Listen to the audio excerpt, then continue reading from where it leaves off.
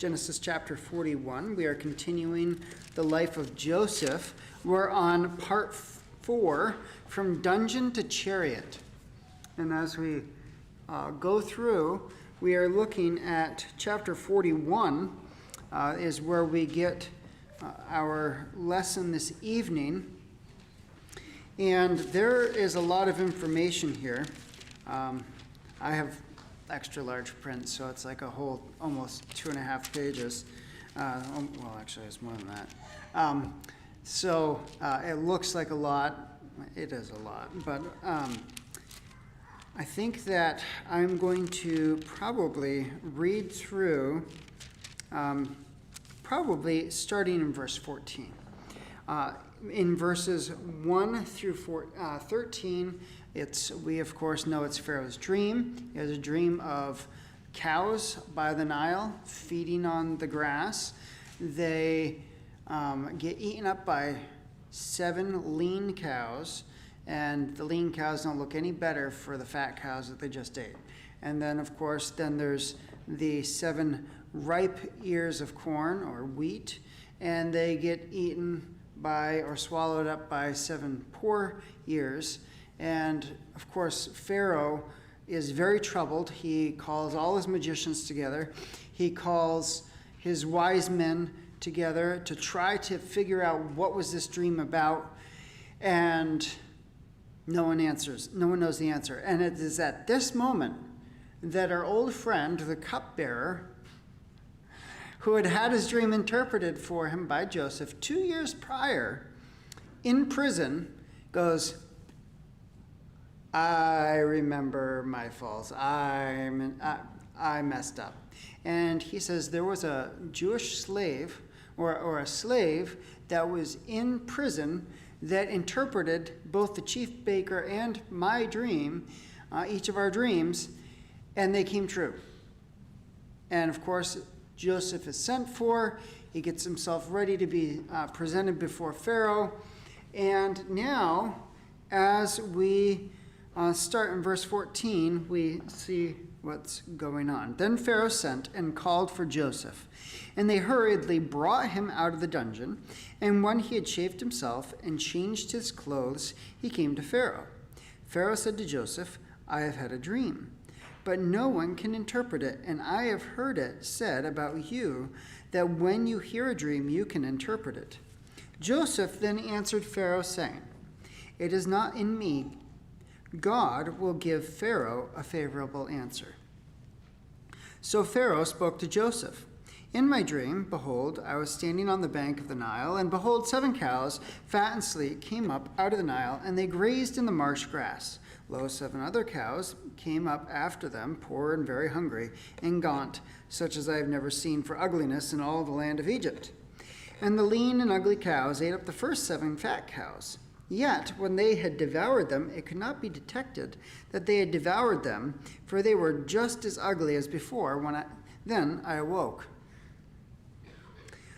I saw also in my dream, and behold, 7 ears, full and good, came up on a single stalk. And lo, 7 ears, withered, thin, and scorched by the east wind, sprouted up after them. And the thin ears swallowed up the 7 good ears. Then I told it to the magicians, but there was no one who could explain it to me. Now Joseph said to Pharaoh, Pharaoh's dreams are one and the same. God has told to Pharaoh what he is about to do.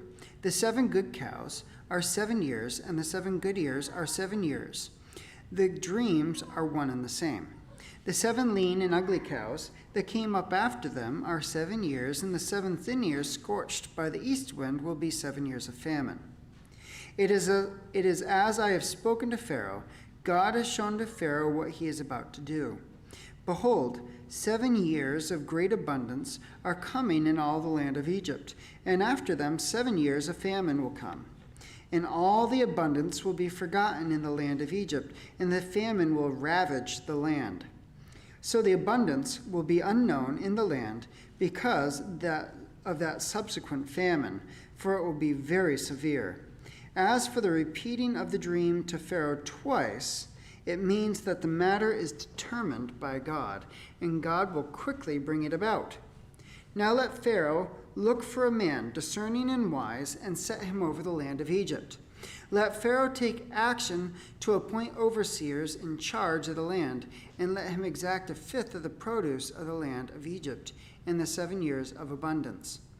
Then let them gather all the food of these good years that are coming and store up the grain for the food in the cities under Pharaoh's authority, and let them guard it.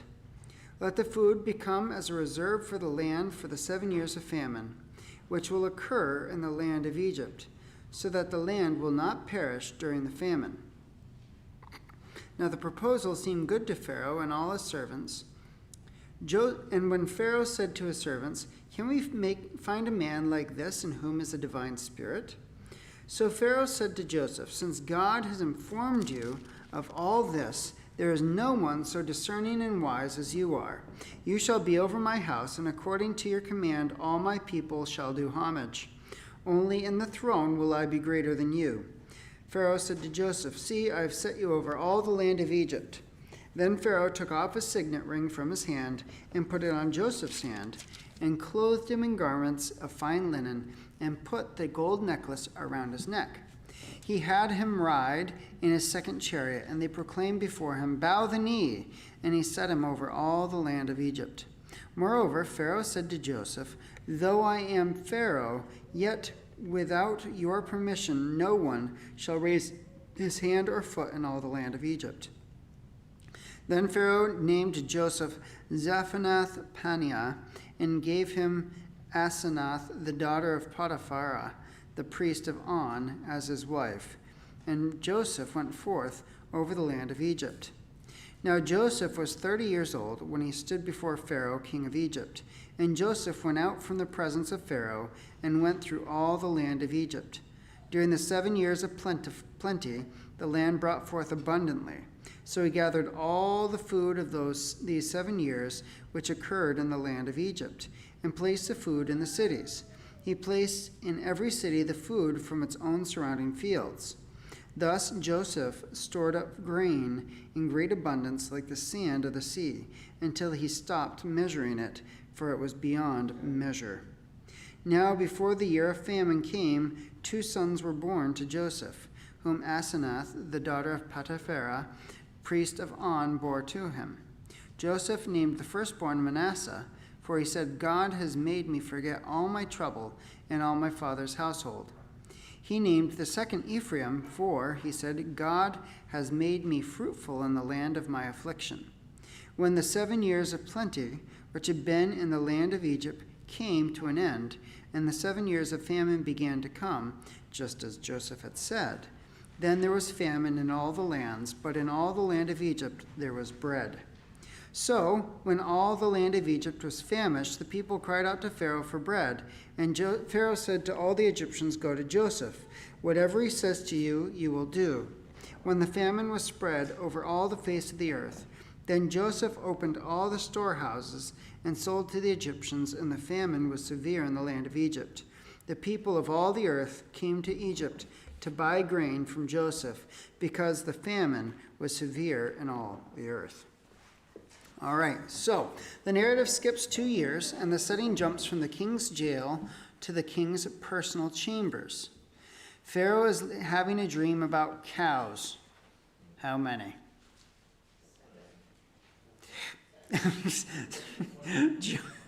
14 cows. I mean, all right. How are they described? Or the first 7 cows? Sleek and fat. And 7 more cows came up from the Nile. Ugly and gaunt. That's quite. Can you imagine a picture of a cow that's ugly and gaunt, and then just picturing cows eating other cows? Anyway, but I kind of reminds you of, like, if you've seen an emaciated animal or something like that, and they're like wolfing food down, and you're like, yeah, it didn't do anything. And apparently, it didn't do anything for these cows. So what did they do? They ate up the 7 sleek and fat cows. Pharaoh woke briefly. I'm glad that's over. Fell back asleep and then had another terrible dream. What happened this time? 7 and good ears of grain were by 7 thin and scorched. All right. When did Pharaoh call in for help in understanding his dream? Or who did Pharaoh call in? And, all right, and did they have any success? No. All right. Who spoke up? The cupbearer. And what happened next? Pharaoh sent for, and they brought him out of the dungeon when he had, all right, and changed his, he came to Pharaoh. Egyptians were clean shaven, and apparently beards were not allowed in Pharaoh's presence. And Joseph had spent 2 years in prison, so I don't know. He was probably pretty hairy and quite the beard. All right. Number 10. Pharaoh said to Joseph, I hear you can interpret dreams. What did Joseph reply? We'll give Pharaoh, all right. So why would he say this?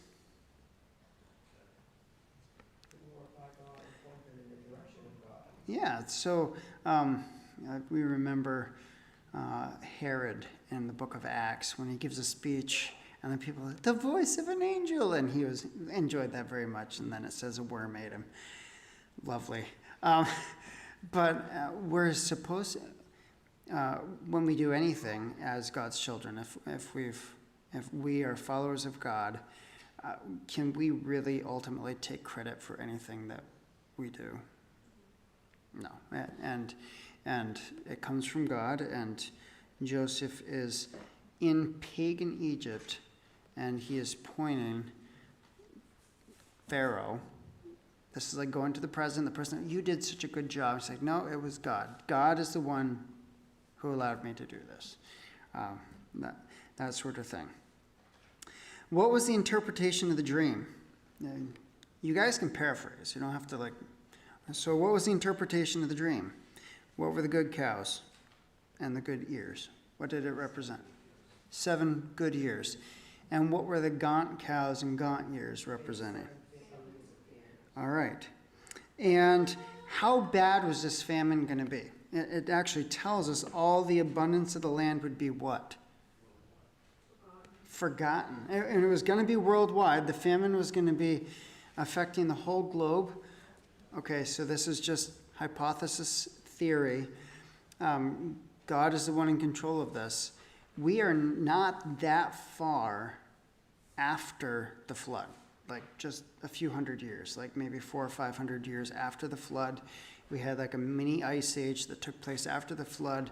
Things are starting to change. And this famine coming directly after years of plenty could be the result of global changes and atmospheric changes and stuff like that as a result of the flood, post-flood, and kind of things leveling out afterwards. Who knows? That would be interesting to look into and try to think about more. But anyway, continuing on. All right, they would be forgotten and it would ravage the land and it would be severe. Verse number 13. What explanation did Joseph add? As for the repeating of the dream, it means what?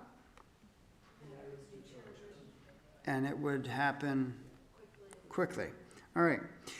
Joseph's job interpreting the dreams is technically done, but he continues speaking to Pharaoh. What does he say? You guys can. All right. Look for a man who's wise and discerning. And what do you do with a man who's wise and discerning? Set him up where? And what is he going to do? Okay, and take how much? The produce for the 7 years of abundance, gather and store up the grain and guard it as a reserve for 7 years of famine. Now, when you're saving for stuff, it's good. And this tells you just the amount of abundance there was going to be during this time of abundance. Taking a fifth is a lot. That is a lot of, say someone makes, well, let's say $50,000 a year. A fifth of that would be what? $10,000. That's not a small portion of money compared to the whole overall amount. So you have, say, 50,000 bushels. You're saving 5,000 bushels a year for the next 7 years. We don't know how much it is. Actually, we have a general idea that there's a lot there. So let's continue. Did Pharaoh and his advisors appreciate the advice? Pharaoh said to his servants, "Can we, a man that is in whom is a divine spirit?" What happened next? Pharaoh, yeah, and he put his on Joseph's hand and clothed him in fine linen. And remember from like our Sunday school class, Egypt was known for fine linen, and like the king's linen was the early flax before it had gone to seed. So it was expensive to make. So this was good stuff. Good linen. And what did he do? He put around his neck and had him ride in his, with heralds proclaiming. Wow. All right. What else? Pharaoh gave Joseph an Egyptian name.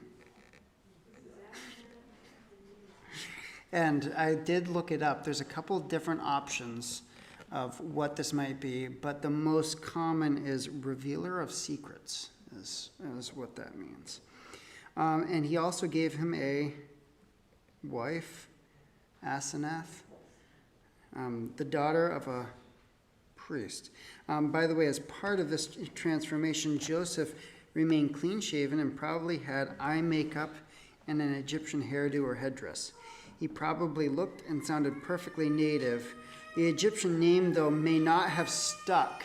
And we see this in verse 55, because Pharaoh says to the Egyptians, "Go to Joseph, whatever he says to do to you, you shall do." So even Pharaoh didn't even use Joseph's Zaphanath Paneah.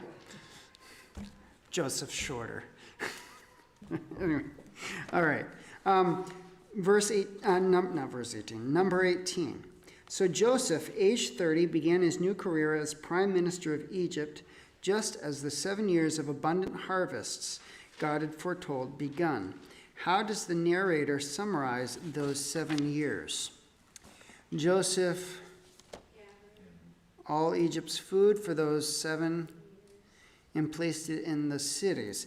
He placed in the food from its surrounding. Thus Joseph stored up grain in great, like the sea, until he stopped what? Can you imagine? That's a lot of grain.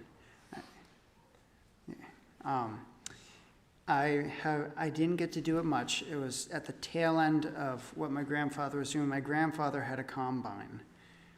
And there was a couple years I remember him combining wheat. And then I remember him actually doing dried corn. So there's a couple different ways you can do corn. You can chop corn. So you take the whole stalk, everything in it, and just gets chopped up by little knives, basically in the machine. It gets put into a silo for silage, and it becomes like a fermented. It helps it keep from spoiling or anything like that. And that's one way you can do corn. And the other option is the combine comes, and it's not a wheat combine, but it's for corn. You have different heads that do different things. And it takes the stalks, and basically there's these rollers that roll the corn cobs between, and it pops the kernels off because they're dried. You wait until the corn's dry, you do the rollers, the corn pops it off, and it gets collected. Everything else goes out the back of the combine, and basically all that corn gets caught in a hopper, and when that's full, this boom arm comes up, and there's like an auger that loads it up into the dump truck. And a dump truck is bushels and bushels and bushels of corn. And I mean, they had ways of measuring. I mean, one dump truck is not necessarily going to be enough corn or wheat for long extended periods.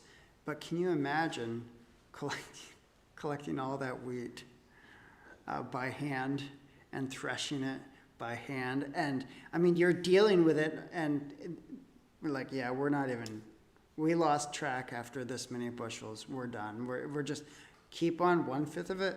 It's getting put in the storehouses.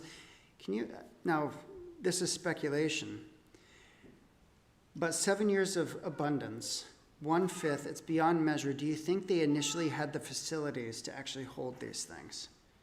No, because he had to build the warehouses. They had to build more warehouses.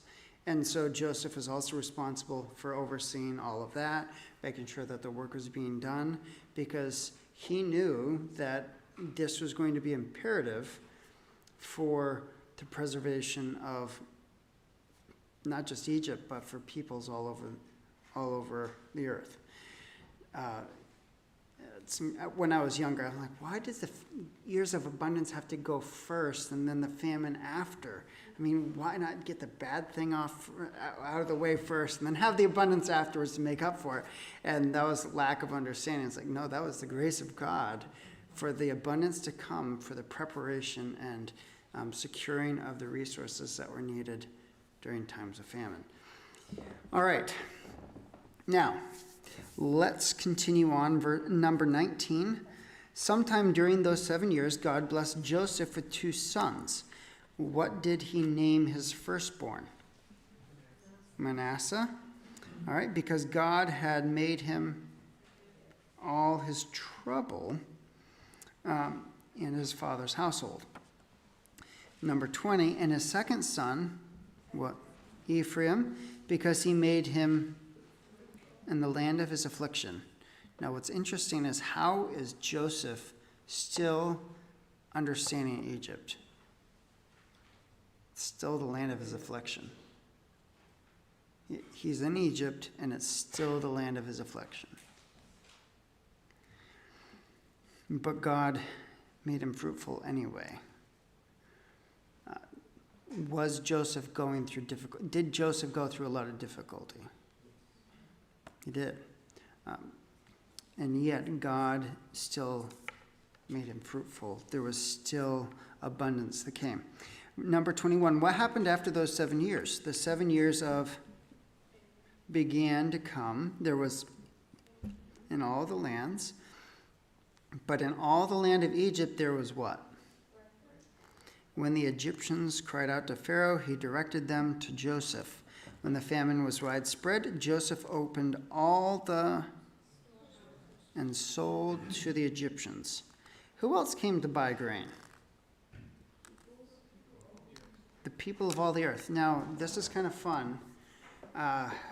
Think about time frame. We're like maybe 400 years or so after the flood. There's a really interesting series on YouTube put out by Answers in Genesis on re-looking at human history and looking at genetics and DNA and stuff like that. And they're able to actually figure out, basically, the geneticists can figure out, based on genetics and looking at the broad spectrum of DNA samples from all over the globe, ticking back the clock about what the population of the earth would be at any given time during history. It's really, really neat. I would highly recommend it. It's called Traced. There's a book named after that he wrote after that period. And what he found is that when it says that all the earth came to Egypt for food, that is very likely all the population of the earth had not gotten to the Americas yet during this period of time, very likely. And so when it says all the earth came to Egypt, maybe Middle East, maybe in the Far East, even into China area, they probably would send delegates. It's not like the whole country would come. But actually, one of the things that they find is, like, during a major event, there's going to be overlap of genetics and different things like that, because you have all these people coming from all over their different places, and there's going to be a mixing of genetics and stuff like that. And so with the event of famine, you would expect to find that, and that is exactly what he found in the DNA going back to that time frame. It's really, really cool. And I'm not going to nerd out on you anymore, but it's really, really neat. I would highly recommend it. But that's it just shows that, does science prove the Bible? No. But when science is done with the proper worldview and with the proper understanding, it will fall in line and not discredit the Bible at all. And those are, that's an amazing thing. All right, so as we conclude our lesson for this evening, ponder this principle. Joseph was in slavery for 13 years, yet this was not in contradiction to God's timing. It's clear that God had all these events planned before Joseph was born. What should this mean for us in our response to God's timing? What's the application? That God's timing is perfect and it's not necessarily when we think it should happen. Does it ever feel like, and I'm going to use feel very roughly because I don't necessarily like the word feel, but does it ever feel like you're like, I'm just stuck? Like, or we're just like, the next thing's supposed to happen. Why isn't the next thing happening yet? Why is it that we keep going over and rehashing this thing over and over and over again? Why is it that I'm dealing with this again? Aren't we going to move beyond this? And I mean, Joseph was sold into slavery by his brothers, sent to Egypt. I mean, he had been working hard for his father. He was responsible. He was doing what he was supposed to, and he got punished for it, quote unquote. We're going to use quotes for that. Then he gets sent to Egypt. He does his job. He works faithfully for Potiphar, and he gets falsely accused and thrown in jail, and he suffers again. And he was there for a while. And now finally, he's out of prison, he's serving, and we see that he sees that God has helped him to forget, or it's no longer an issue for the pain and discomfort that he's experiencing, but also that God has made him fruitful despite all the different things that were going on in Joseph's life. And we can learn from that, can't we? Can we still be faithful to God and serve him despite the difficult circumstances that we may be going through, whatever it may be? Now, as we conclude, there was one final thing. Ponder this principle. Joseph was in slavery and in a dungeon for 13 years, a good portion of any person's life. Yet, we seem to think only in very short time periods what we want for today, what we need for this week. What sort of outlook should the Christian have according to 2 Corinthians 4:13 through 10? And I'm actually going to read it for us because I find it very encouraging. So we're going to start in 2 Corinthians chapter 4, starting in verse 13. And I'm going to read to chapter 5, verse 10. But having the same spirit of faith, according to what is written, I believed, therefore I spoke. We also believe, therefore we also speak, knowing that he who raised the Lord Jesus will raise us also with Jesus and will present us with you. For all things are for your sakes, so that the grace which is spreading to more and more people may cause the giving of thanks to abound to the glory of God. Therefore, we do not lose heart. Though our outer man is decaying, yet our inner man is being renewed day by day. For momentary light affliction is producing for us an eternal weight of glory, far beyond all comparison. While we look not at the things which are seen, but at the things which are not seen. For the things which are seen are temporal, but the things which are not seen are eternal. For we know that if the earthly tent, which is our house, is torn down, we have a building from God, a house not made with hands, eternal in the heavens. For indeed, in this house we groan, longing to be clothed with our dwelling from heaven, inasmuch as we, having put it on, will not be found naked. For indeed, while we are in this tent, we groan, being burdened, because we do not want to be unclothed, but to be clothed, so that what is mortal will be swallowed up by life. Now he who prepared us for this very purpose is God, who gave us the Spirit as a pledge. Therefore, being always of good courage, and knowing that while we are at home in the body, we are absent from the Lord. For we walk by faith, not by sight. We are of good courage, I say, and prefer rather to be absent from the body and be at home with the Lord. Therefore, we also have as our ambition, whether at home or absent, to be pleasing to him. For we must all appear before the judgment seat of Christ, so that each one may be recompensed for his deeds in the body, according to what he has done, whether good or bad.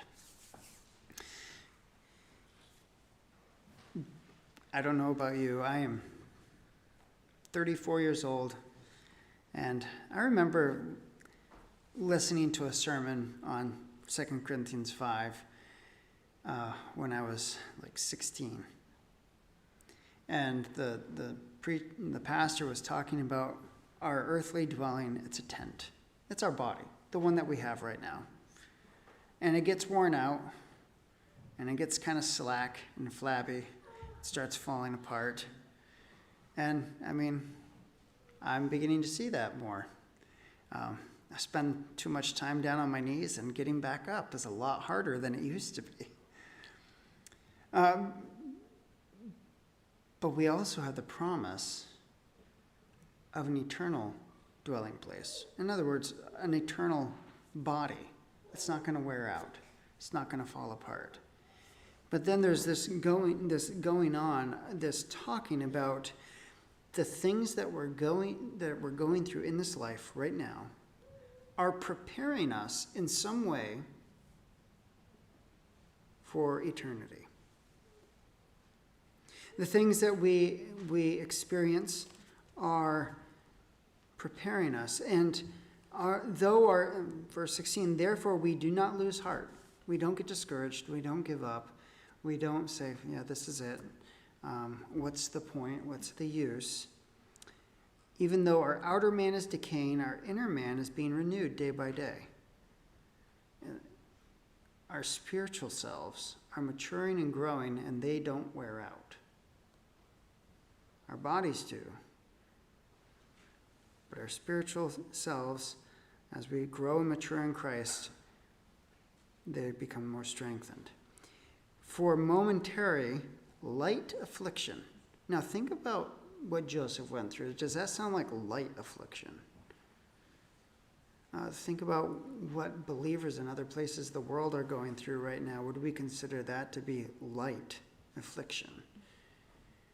And humanly, no, we wouldn't. But it's producing for us an eternal weight of glory. So think of the scale and all the trouble and all the pain and discomfort and all the things that we go through, looking at Joseph's life, compared to the weight of glory, there is no comparison.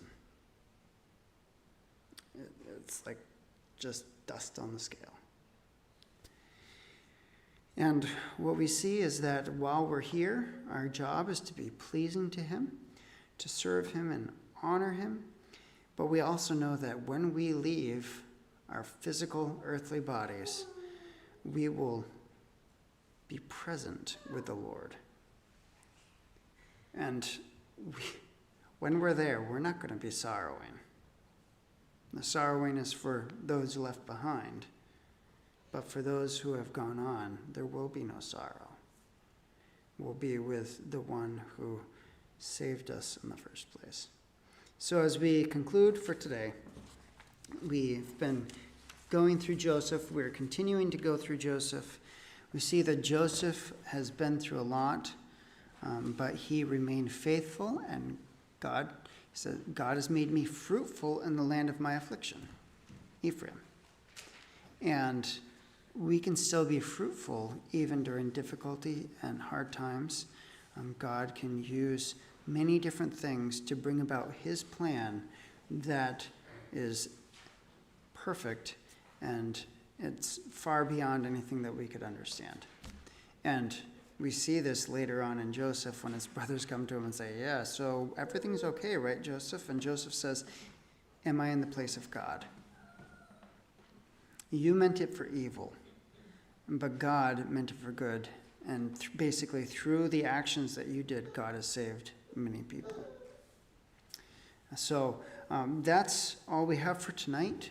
God is gracious, God is good, God is faithful, and let's remain faithful to him. All right, why don't we go ahead, and if you have your prayer bulletins,